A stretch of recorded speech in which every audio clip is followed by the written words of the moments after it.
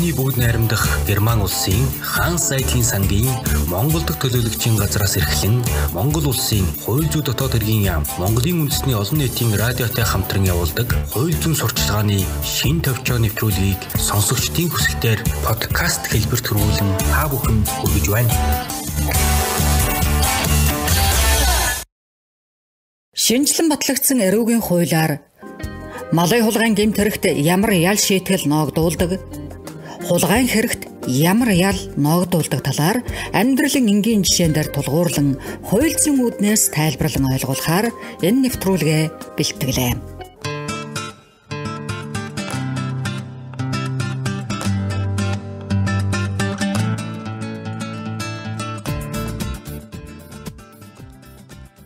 Эрүүгийн хууль саяхан шинжлэгдсэн байгаа. Эрүүгийн хуульд ялын хэд хэдэн төрөл байдаг л да. Тухайн хүний үйлдсэн хэргийн байдлаас шалтгаалan өөр ял шийтгэл оногдуулна.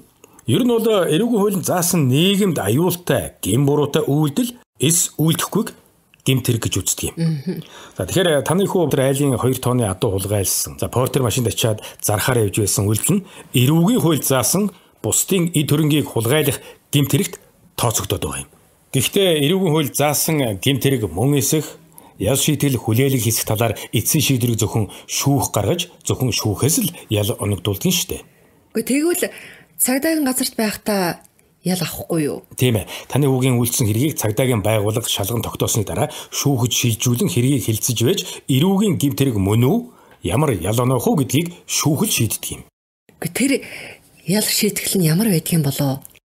Эрүүгийн хуульд 2020 оноос өөрчлөлт орж мал хулгайлах гэмт хэрэг ноогдуулах ялын хэмжээг нэмэгдүүлсэн байгаа. 2020 оноос эхлэн бусдын мал хулгайлсан бол 6 сараас 5 жил хүртэлх хугацаагаар зоржих хэргийг хязгаарлах. Эсвэл 6 сараас 5 жил хүртэлх хугацаагаар хорих ял шийтгэдэг болсон юм. Тэгэхээр мал хулгайлах гэмт хэргийн ял шийтгэлийг хүндрүүлдэг хэд хэдэн тохиолдол байдаг юм л да. За мал хулгайлахтаа олон тооны мал хулгайлж, за эсвэл бүлэглэж мал хулгайлсан, улсын хилээр нэвтрүүлж хулгай хийсэн, машин механизм техник ашиглаж мал хулгайлсан, бусдад ноцтой хохирол хор уршиг учруулан хулгайлсан, гойд ашиг шимт малыг хулгайлсан бол 2 жилээс 8 жил хүртэл хугацаагаар хорих ял шийтгэдэг юм. За мал хулгайлах гэмт хэргийн ял шийтгэлийг онцгойлон хүндрүүлдэг 2 тохиолдол байдаг. Энэ үнд бусдын малыг байн хулгайлж үүгээрээ амьдралын их усөрөө болгосон, зохион байгуулалтын гэмт хүлээг мал хулгайсан бол 5 жилээс 12 жил хүртэх хугацаагаар хорих ял шийтгэх ялтай байдаг юм. Олон тооны мал гэж хэдэн малыг ойлгодог юм бэ? Манай хүү 2 адуу хулгайлсан болохоор олон тооны мал гэж ойлгож болох уу? Эрүүгийн хууль зааснаар олон тооны мал гэж 8 бог, 2 бод. За тэгээд түүнээс дээш малыг ойлгож болно. Богийг бодож шилжүүлэхдээ 1 бодыг 4 богоор тооцдог юм. Тэгвэл миний хүүхэн үйлдсэн хулгайн хэрэгт ямар ял ноогдуулах юм бол тоо? Гэмт хэрэг үйлдсэн гэж шүүх тогтоох юм бол хэргийнхээ зүйл анги болон хэргийн хүнд хөнгөнөөсөө хамаарат хорих ял оногдуулна. Учир нь танай хүү Болдбаатарын үйлдсэн хулгайн хэрэг нь машин механизм ашиглаж мал хулгайсан гэмт хэрэг үйлдсэн тул 2 жилээс 8 жил хүртэлх хугацаагаар хорих ял оногдуулах хуулийн заалтанд хамаарат байгаа юм л да. Гэхдээ та өмгөөлөгч авсан уу? Үгүй ээ. Хэргийн чинь нарийн ширийн зүйлийн талаар мэргэжлийн өмгөөлөгч л та хоёрт тусалж чадна шүү дээ. Гэхдээ өмгөөлөгч гэж ямар үүрэгтэй хүн байдгийн болоо? Яаж өмгөөлөгч авдгийн болоо? Сайн мэдэхгүй маа их чинь. Та 2 өмгөөлөгч авах нь зүйтэй. Таны хүүгийн хэргийн талаарх бүх зүйл хууль зүйн талаас нь туссан шүү дээ. Би танд аймгийн өмгөөлөгчдийн зөвлөл, хуульчдын холбооны өмгөөлөгчдийн нэрс, хаяг, утасны жагсаалтыг өгье. Та тэгээд эднээс сонгоод очиж уулзахгүй да. За баярлалаа. Тэгээ байцаагч. Их чинь уучраа мэдэхгүй сандраад баярлалаа их баярлалаа.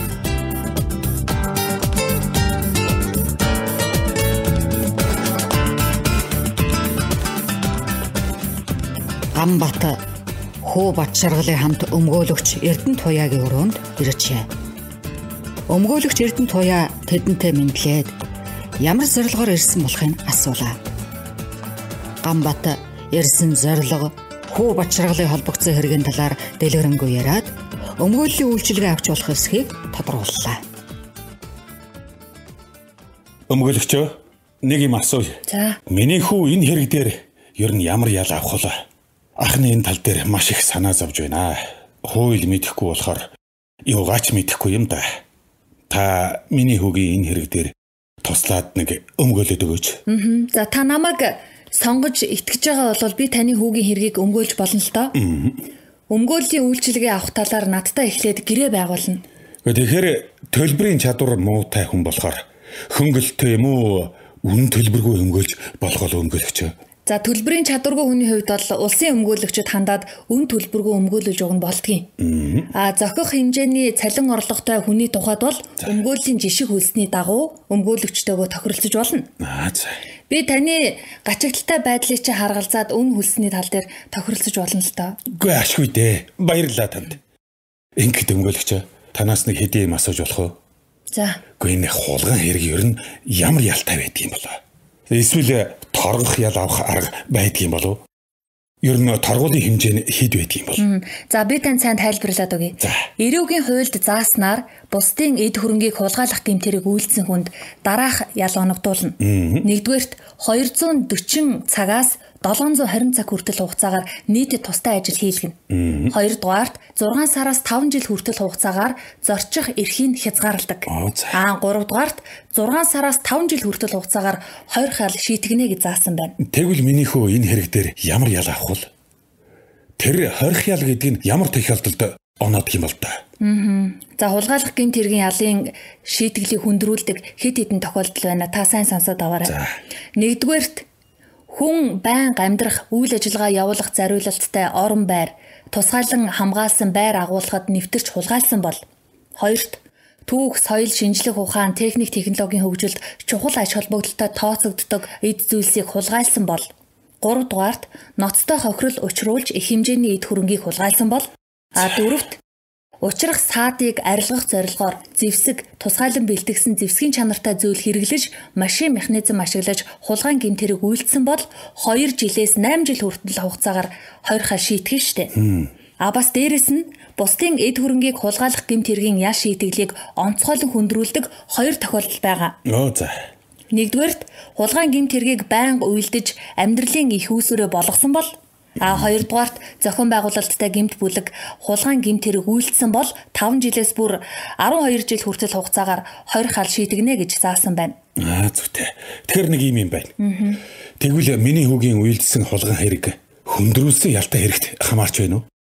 За, гэмт хэрэг үйлдсэн гэж шүүх тогтоох юм бол хэргийнхээ зүйл анги болоод хэргийн хүнд хөнгнөөсөө хамаарат хойр хаал оногдуулна л да. Таны хүү бат жаргалын хувьд хэд хэдэн айлын байшин, амбарын цонхыг хаалгыг нэвдэж, цойж цуургыг хөшиж онгоолгоод орон байранд нь хууль бусаар нэвтэрч хулгай хийсэн болохоор эрүүгийн хуульд зааснаар 2 жилээс 8 жил хүртэл хугацаагаар хойрох ял шийтгэх боломжтой болоод байна. Бас нэг юм байсан. Тэнсэн гэж яриад байдгийг тэгээд ямар учиртай юм бол?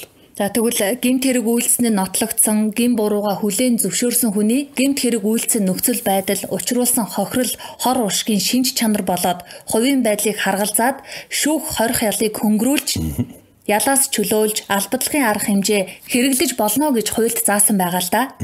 Энэ дагуу хөнгөн гэмт хэрэг үйлдсэн хүн гин бурууга хүлээн зөвшөөрч гэмт хэргийн улмаас учруулсан хохирлоо нөхөн төлж хор уршгийг арилгасан. Эсвэл гэмт хэргийн улмаас учруулсан хохирлоо нөхөн төлөхөө илэрхийлсэн бол гэмт хэрэг үйлдсэн нөхцөл байдал, гэмт хэрэг үйлдсэн хүний хувийн байдлыг харгалзан тухайн зүйл хэсэг заалтад заасан хорих ялыг оногдуулахгүйгээр 5 жил хүртэл хугацаагаар хорих ялыг биечлэн хорих ангид эдлүүлэхгүйгээр хяналтанд байлгахыг л тэнцлэх ял гэж ойлгож болно. Ойлголоо. Гэхдээ миний хүү бат жаргалын энэ хулгайн хэрэг дээр таны ярьснаар тэнцэж болдгүй юм бах та. Гэхдээ манай хүү бат жаргалын хулгайлж авсан хоньны ууц, бууз, банш зэрэг эд зүйлсийн үнэ нь 850 мянган төгрөг болсон байна лээ. Энэ мөнгийг эзэдд нь төлсөн байгаа. За та сайн сонсоорой. Эрүүгийн хуульд зааснаар хорих ялын доод хэмжээг 2 жил түүнээс дээш хугацаагаар оногдуулахаар тогтоосон гэмт хэргийг хүнд гэмт хэрэг гэдгийг. Хорих ялын дээд хэмжээг 5 жил түүнээс доош хугацаагаар оногдуулахаар тогтоосон эсвэл хорих ял оногдуулахаар заагаагүй гэмт хэргийг хөнгөн гэмт хэрэгэ гэж ангилдаг.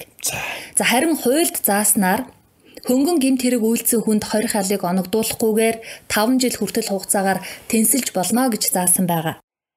Эрүүгийн хуульд заасан 2 түүнээс дээш гэмт хэргийг санаатаа үйлдсэн, эсвэл 20 халын дээд хэмжээг 5 жилээс дээш хугацаагаар тогтоосон гэмт хэрэг үйлдсэн.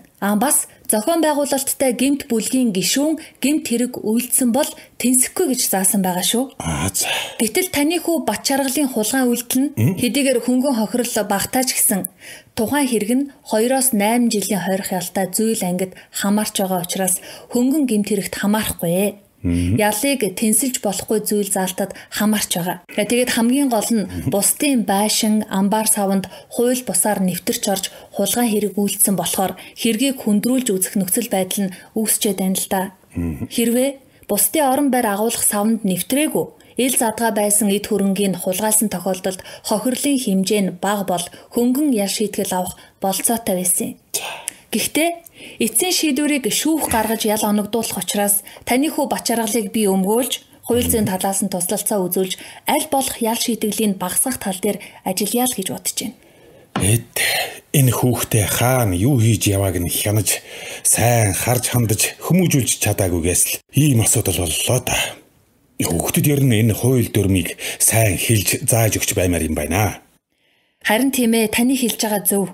Эрүүгийн хуулиар юуг гэмт хэрэг гэж үздэг, ямар үйлдэлд ямар ял шийтгэл оногдуулдаг талаар хүүхэд залуучуудад ер нь сайн хэлж таниулж авах хэрэгтэй юм байна. Маш зүйтэй. Хууль мэдэхгүйгээсээ болоод хэрэг үйлдсэн хүн олон байна. За өмгөөлөгч, танд их баярлалаа. Би хүүтэйгээ ярилцаад маргааш ирж тантай өмгөөллийн талаар гэрээ байгуулъя да. За тэгээрэй. За та маргааш хүрээ дээрээ. За.